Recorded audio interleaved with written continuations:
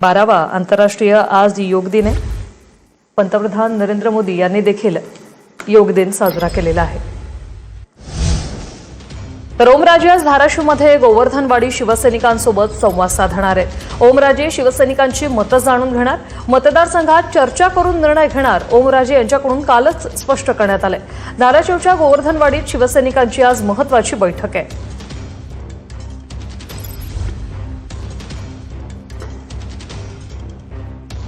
लक्ष्मण जाधव आमचे प्रतिनिधी आपल्यासोबत थेट जोडले गेलेले आहेत। लक्ष्मण, ओमराजे आज धाराशिवमध्ये शिवसैनिकांसोबत संवाद साधणार आणि मग भूमिका स्पष्ट करणार।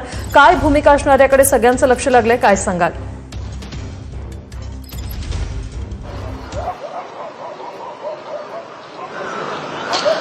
निश्चितच वृषाली, राज्यभराचं त्यांच्या भूमिकेकडे खरं तर लक्ष लागलेलं आहे।